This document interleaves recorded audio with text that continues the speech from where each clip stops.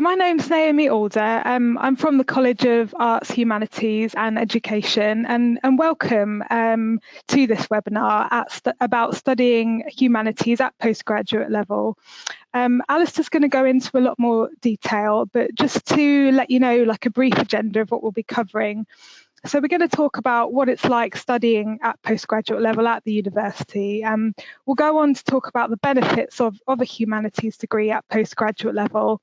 And then we'll talk about our 3 humanities programs, which you'll all be interested in hearing about. I know we've got some people interested in creative writing, publishing, and we also have a public history and heritage masters that we'll also talk about. After Alistair's told you about those things, then I'm going to just talk to you a little bit about the nitty-gritty, the logistics around finance, applications, and next steps. So we should take about 20 minutes or so. We've had some questions come in already, which we'll go through right at the end. Please also do use the text chat facility. If anything crops up in your mind while we're talking, then just pop them in there and we'll go through them at the end for you. So I think we've waited a couple of minutes, so I think we will kick off now, and Alistair's going to talk to you about postgraduate study. So just bear with me while I pass you back to Alistair. Thanks ever so much, Naomi. Right. Well, why study postgraduate at all? Why study a postgraduate course at Humanities and Journalism here at the University of Derby? First of all, I suppose it's worth just running through what a postgraduate course involves, how much study there is, how it differs perhaps from undergraduate study. And one or two other reflections about the currency of postgraduate qualifications, the benefits of a master's, and so on. And then it might be worth going into a little bit more detail about what you might expect on each of the 3 programs that we offer and some of the benefits that might accrue should you decide to study them. Most of my comments are based on the presumption that you would be choosing a full-time route, which lasts 1 year, but there's an option to choose a part-time route, which would last 2 years. The same course of study, just stretched out over a longer period. In terms of admissions, we accept applications all the way up until the end of August or even early September, as long as we can process the application before enrolment. This year it's towards the end of September. That's absolutely fine. All of our programs, we accept people obviously with a first-class degree and a 2-1. And subject to academic judgment, we would also accept somebody with a 2-2 if they show particular experience, aptitude, perhaps in an interview they really excel in how much they already know about the subject they want to study, and so on. So postgraduate study is structured fairly similarly in many ways to undergraduate study. So if you've done a first degree already, the familiar paradigm of studying 3 modules in a semester is replicated at postgraduate level. So you would study 3 in autumn. If you arrived in September, you would study another 3 modules in the spring. And then usually what we know is a through module, which would start usually in September and run all the way through to the following August. This is typical. It's certainly true of our programs. That would be an independent study or a project module. In the autumn, you do 60 credits. Then in spring, you do 3 more modules to give you another 60. And your through module for independent study or project, and that can take many forms, would be worth 60 credits. And in all, you end up with 180, and that gives you a master's after 1 year of full-time study. Just a word on the independent study and or the major project. They are different on each of the 3 programs that we offer, but looking at the breakdown of the attendees, I might focus a bit more on the publishing to begin with. Just to say that you've got the option of doing an independent study, which is a classic postgraduate dissertation, where you take a large subject and you write, I think it's 15,000 words, in detail, based largely on primary, but also on secondary research. So that could be on almost anything. You choose your subject, you negotiate the subject with your tutor, and then you work on it. If you're really organized, as I never was at university, but if you are really organized, you can start work in the autumn when you do research methods sessions. And then you've got several months to work up your dissertation. Then you submit in August, leading through to your graduation in November.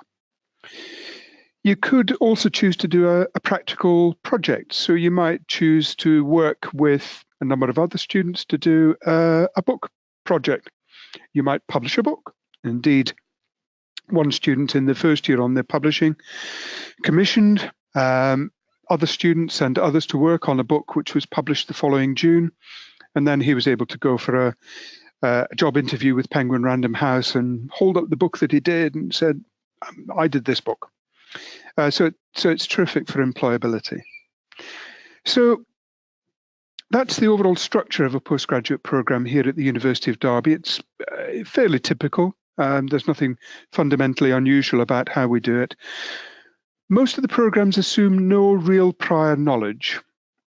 In some cases, for example, creative writing, you may well have done a creative writing degree or an English degree before you come to us, but there's no necessity. For example, if you come onto the publishing program, there's no assumption that you've done an undergraduate in publishing before you join. In fact, we've never had that here at the university. Most people will have done English literature, creative writing, or indeed a totally unrelated subject. We've had a couple of people who have done illustration as their first degree, and then they wanted to get an insight into the publishing industry through the MA Publishing. One graduate from the MA Publishing who did do illustration as their first degree has gone on to design book covers, that kind of stuff for the publishing industry. So no prior knowledge is assumed in most of the programs. Off the top of my head, I'm not sure if history is a requirement to get onto the public history and heritage course, so don't quote me on that. But it is the study and the learning is at a higher level. It's of a different nature to undergraduate. There are many aspects to that, and one bit of advice I'd give any student moving up to postgraduate study is to prepare for a little bit of a shock, because it is different. The independence of study is quite marked compared to undergraduate.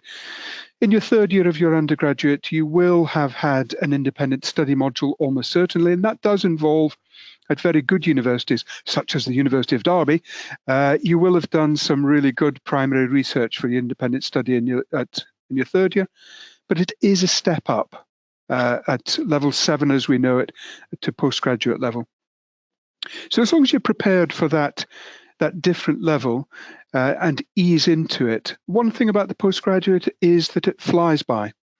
You arrive, you go through induction, you enroll, you sit in for half a dozen sessions, and that's a quarter of the degree finished already. So it does move very, very quickly indeed.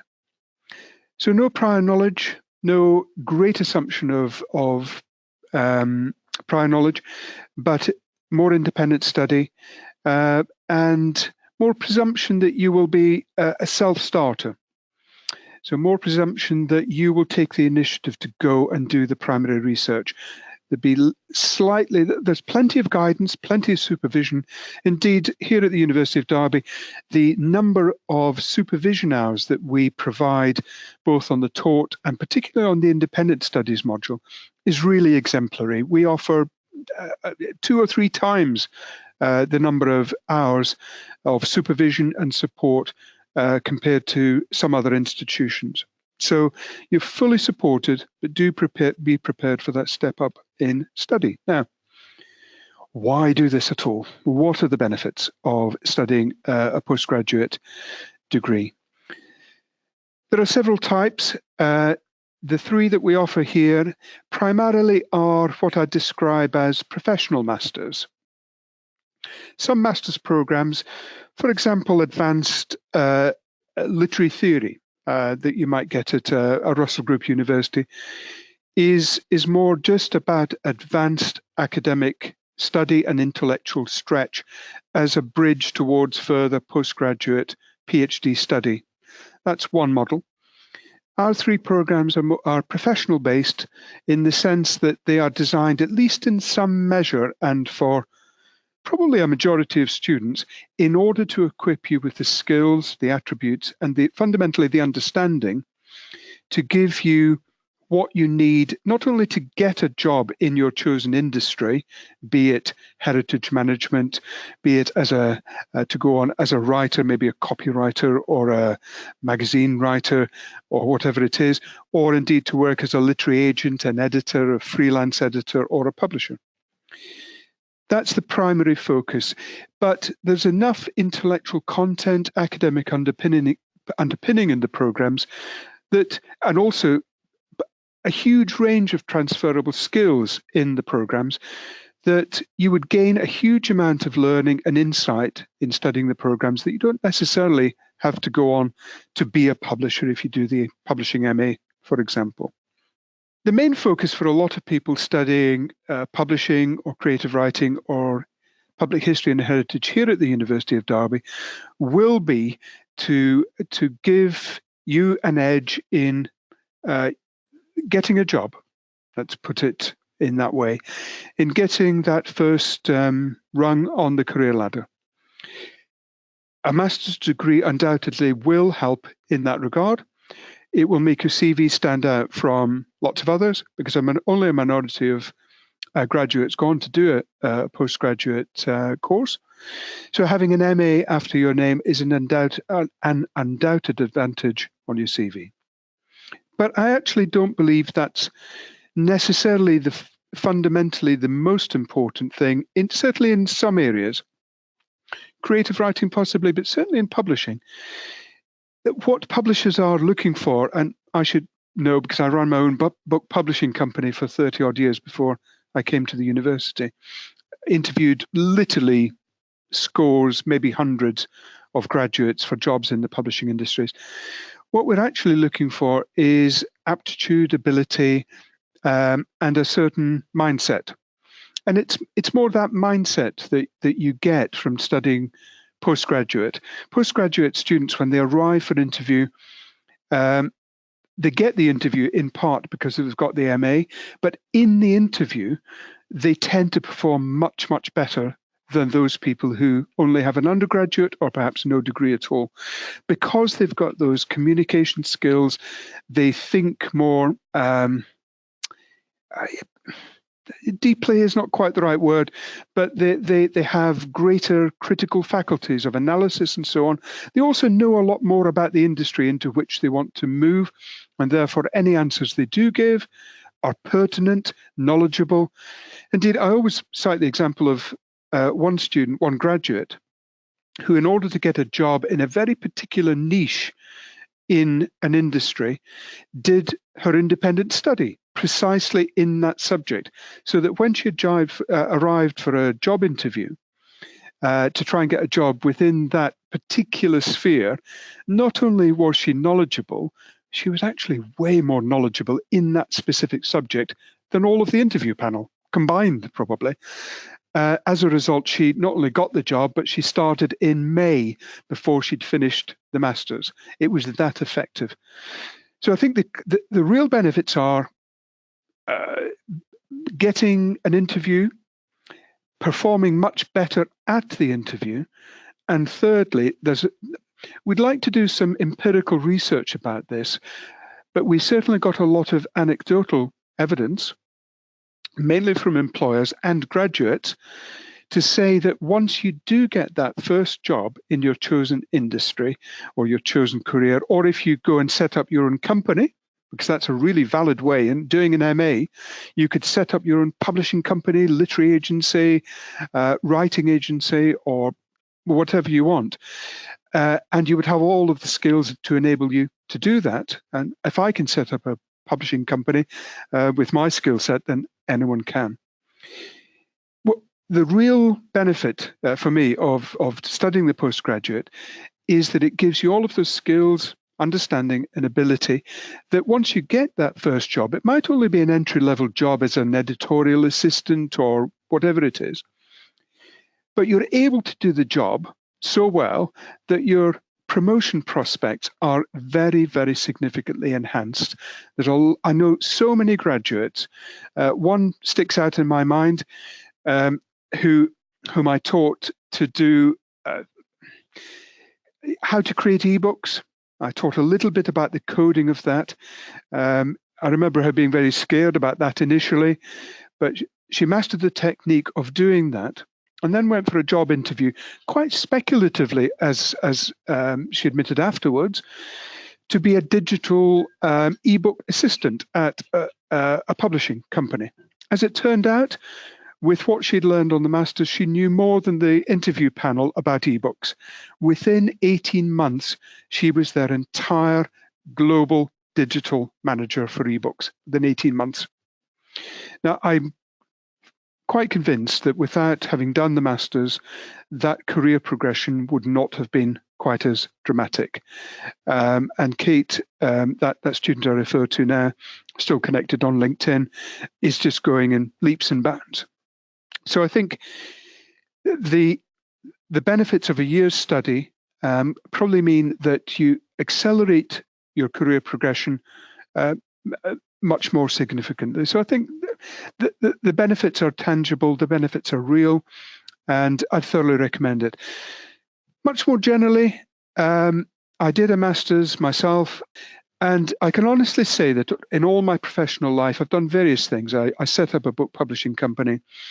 I stood for election to a local authority, got elected. In that guise, I served as a company director. I've served as company director in other spheres. I've served as a school governor, all sorts of public bodies. I can honestly say that the skills, particularly with regard to communication, to professional interaction with other people, that I gained at that master's stage of my career at St Andrews has stood me in good stead, and I use those skills every day. And it's one of the attributes of being a successful, fully engaged citizen of an advanced democracy such as Great Britain, that you have those skills, you develop those skills of professional interaction, of critical faculties, of analysis, of personal interaction, professional interaction. You can gain all of those skills through getting a job and learning as you go. But studying a master's, particularly a professional master's, such as the three that we offer here, creative writing, publishing, public history and heritage, it's a sort of shortcut to gain a lot of those skills. There are no exams in what we do on the masters, but a very, very broad range of really, really practical assessments which allow you to hone those skills. Oral presentations, essays clearly, writing reports, dealing with Excel, dealing with business profit and loss accounts, studying the legal frameworks that underpin a lot of the professional aspects of what you do. That just gives you all of the skills to allow you to arrive really work ready.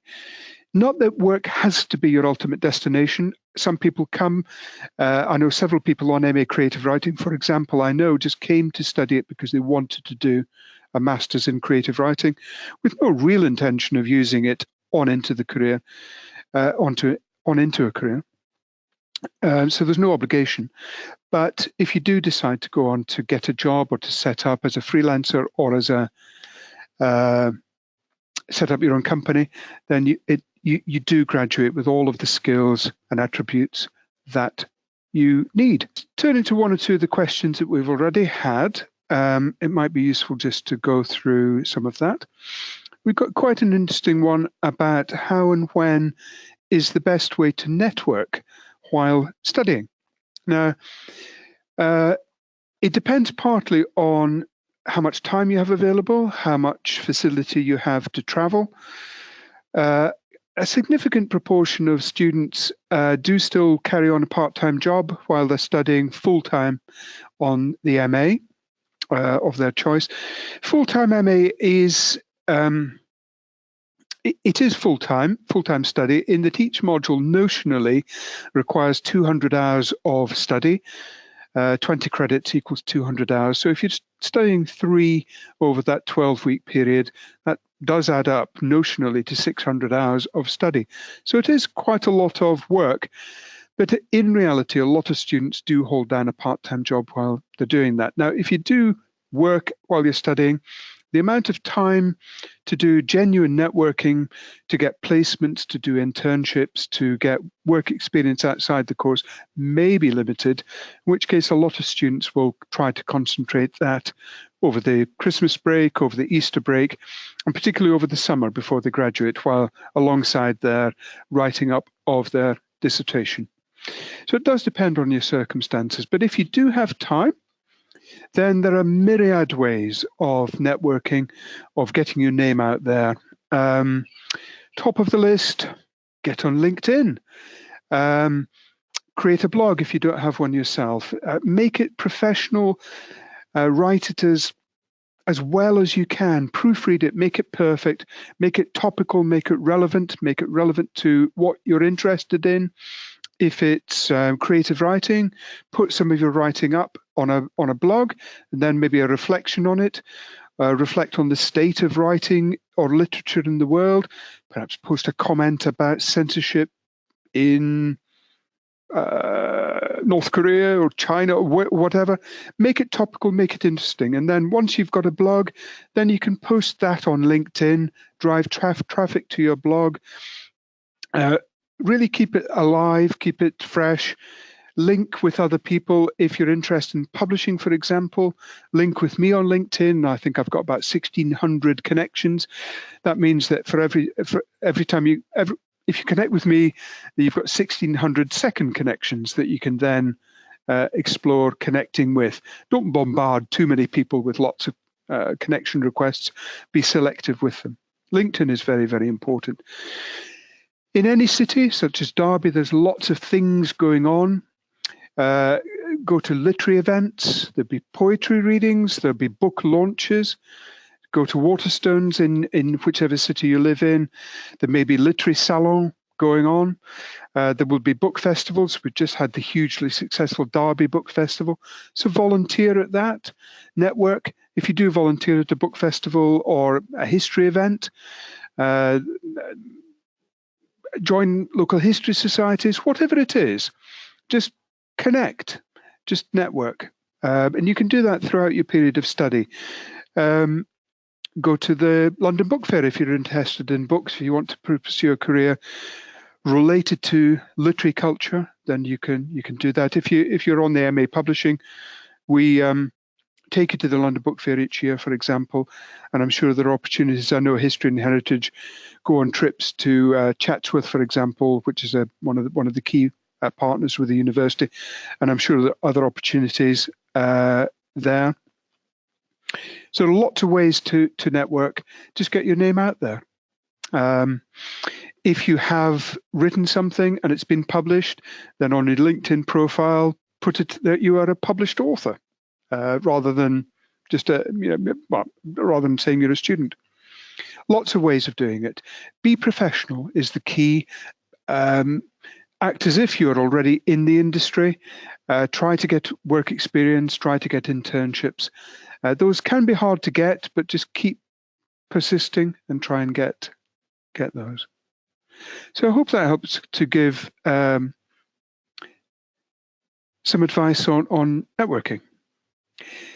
Other than reading suggested resources, is there anything I can do to prepare for the course? Good question. There is lots to do. If you've just come from a first degree, honestly, chill. Travel the world. Do a bit of networking. You could carry on studying, but I'd rather you arrived refreshed so that in September you're ready to go and you're fresh. I think the sort of networking things that I've just described is probably more beneficial than doing lots of extra reading. If you do want to find out more, then what I'd suggest is you just look at what is going on today in your chosen sector. If it's history and heritage, then spend the summer visiting lots of attractions. Sort of cast a critical eye over how those resources are curated. Lots you can do over the summer rather than actual study. You can, of course, read, but I think just online research on it into the industry is probably the most valuable. I would say arrive fresh and refreshed. If you just come straight from an undergraduate course, you've just done 3 years of hard study. You've just had the stress of finals, getting ready for graduation and celebrating and having plenty of glasses of champagne with the family because you've done so well. You've got a first or a 2-1 degree. Chill. That'd be my honest advice. Another question we have, what are the career opportunities or what are the differences depending on whether you study creative writing and or the publishing MA here? Just to say, the MA in creative writing that we do has different pathways involved. So you can choose from optional modules that will give you different options. I'm just consulting the different ones. You can study MA creative writing. You can study MA creative writing for gaming, MA creative writing for ghostwriting, and you cannot actually do MA creative writing with publishing. If you choose a pathway, it just means you choose a couple of modules related to publishing or the pathway. The difference is, I suppose, it's mostly what you make of it. A postgraduate program, as I mentioned a couple of times, is mainly about, it is a taught program, so you do have 6 taught modules, but within each of those, there's quite a lot of independent primary research. We'll set you a task to go and study something. You will undertake that research and study and then bring back either an essay form or report or presentation form, the fruits of your research. And your independent study is what it says. It's independent study, and it's larger in scope than your independent study at undergraduate level. And you can contextualize that for your own interests. I mentioned the really successful student. They studied open access publishing in scholarly journals, which is a very narrow subject, but that's exactly what they wanted to do. So the career opportunities post-program are very much what you make it. And if you're really canny about it, like the student I've mentioned a couple of times, you can choose to research through the modules and in the independent study something very specific to enable you to go on and do that in later career. The advice I always give to students at any stage is keep your options open. So don't make it so specific that then if you have a change of mind after you graduate from the MA, what you've studied limits you in any way. Try to keep your options open as far as possible. There are career opportunities that differ, but in reality, it's what you make of it, I think. I think that's the honest answer. I think that answers the specific questions that we've had. But if I pause for a moment and think, I can think of 1 or 2 other common questions that people have when they arrive for a postgraduate course. One relates on whether the step up in level and the greater independence of study results in any form of isolation, that you're left alone to study. That again is very much how you make it. The cohort sizes are reasonably large. They do vary, and it depends. On publishing, we tend to have between 20 and 30. 1 or 2 of the modules there are shared with creative writing. So in some of the modules, it gets up to 40. So for a postgraduate, that's really quite a large cohort. Some of the other modules, particularly the optional modules, might only have 5 or 6. So it does vary enormously, but the community of postgraduate taught students here within the School of Humanities and Journalism is 50, 60. This year might be 60, maybe slightly more students. And there's an opportunity to build a real identity both within your program and between and with students on different programs. So it is what you make of it, really. Yes, you can successfully complete the course just by coming to lectures and doing the independent study, completing all of the assignments and graduating. Or you can make it a much richer experience by really immersing yourself in all of the extra opportunities that are available. There's a Union of Students Publishing Society, for example. I'm sure there's a History Society as well that you could join. And there are lots of other opportunities outside the program just to organize stuff among yourselves. So as with everything in life, you get out as much as you put in, and you will get an awful lot more out of the program and your year of study.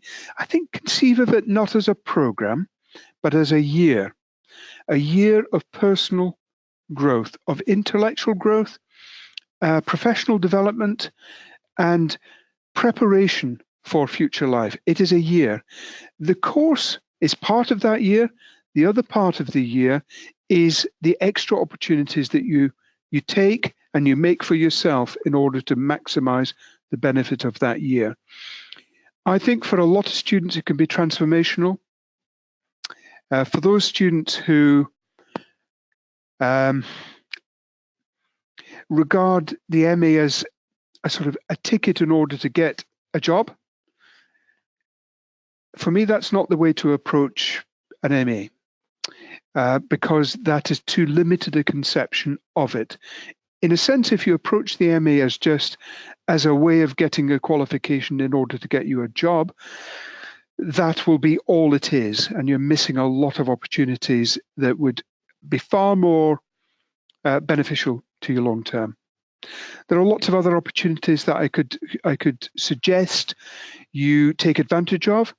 At postgraduate level, I'm a real believer in undertaking some online situational judgment test stuff. This is very common in industry, particularly at senior management level. That's where you're given professional scenarios, ethical dilemmas, and you are challenged to come up with the most appropriate solution or answer. Once you get into professional life or industry or work in a professional environment, those sort of skills are absolutely invaluable. You can do that during your year while you're here. So take advantage of all of those opportunities to make it a really enriching year, at the heart of which is your program of study. But it's much more than that. Indeed, employability here at the University of Derby, and my conception of employability, is much, much broader than just getting a job. It is all about future life opportunities and conceiving of what you gain at university, in this case at postgraduate level, as giving you a whole range of advantages to succeed and really to get the best out of your future career. At postgraduate level, one of the first tasks of tutors is to convince students that they can succeed. And one of the real joys for us as tutors is, after a few weeks, is having those conversations with students to say, your engagement in class, the tutorials that we've done, give me cause to believe that you are on course for a distinction. And at first, students will say, I don't believe I'm on course for a distinction, but our judgment is usually pretty accurate in that. If people engage with it, there's no reason why you can't go on to get a merit or a distinction. And I honestly think, like me, how many years? I dread to think. Many years after graduating with a master's, I still am deeply thankful and grateful for the benefits that I got through that level of study way back then. I hope you found that useful from Alistair. I think that was a really great overview into postgraduate study here. I am just going to carry on talking to you about the process side of things. So I just wanted to really briefly show you some of the benefits of studying at the University of Derby. So we're really proud of some of our achievements in recent years. We've been rated one of the top 20 establishments in the country for academic experience and top 10 for postgraduate student experience. We're also the second most recommended university and 13th in the country for postgraduate teaching quality. And we've invested heavily recently in modern, well-equipped facilities and cutting-edge research. And we're really proud of those things. I just wanted to share with you. So you might be kind of wondering about some of the nitty-gritty and the logistics and kind of how the funding and the application process works. And it's really important to have a think about how you will finance your studies. So if you're looking for a student loan, you can get a postgraduate master's loan up to £10,609, very precise. This is available for English residents under 60. If you are ready to apply, if you like what you've heard, then please get online and register with the My Derby online application portal, which is at registration.derby.ac.uk. So you'll just need a few things to apply. You'll need your current qualification details, your grades, your dates. You'll need your passport or your other ID. And you'll also need a personal statement. And this is really the opportunity for you to show the interest in your course or your subject. And you'll also need a relevant reference from a manager, supervisor, or tutor. And you do have until August or September even to apply. So if you're not sure, you do have time. Don't worry about that, and make sure you just get on that registration.derby.ac.uk when you are ready with the information that I've just mentioned. Once you've submitted your application, you should receive a confirmation via the email account that you registered with. And our admissions team will do their very best to respond to you as quickly as possible, usually within 1 week, to letting you know whether you've been successful. And once you have hopefully received your offer from us, you'll be sent an invitation to enrol. And if you do need any help with your application at any stage, please feel free to contact our admissions team, who will be happy to help. See our website for more details of what I've just been talking about. And so just to finish up, in terms of kind of next steps, if you are kind of really seriously, hopefully thinking about studying with us, you can talk further to our academic team if you have further questions. So you can do that by either visiting us at our open day, which is on the 6th of July, which is a Saturday, from 10 till 1 in Derby. If you can't make that, do send us an email at marketing@derby.ac.uk, just saying that you'd like to speak to an academic colleague about the course you're interested in.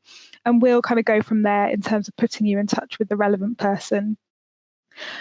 But as I say, if you are ready and you know what you want to study, then just simply submit your application online and we will be in touch with you.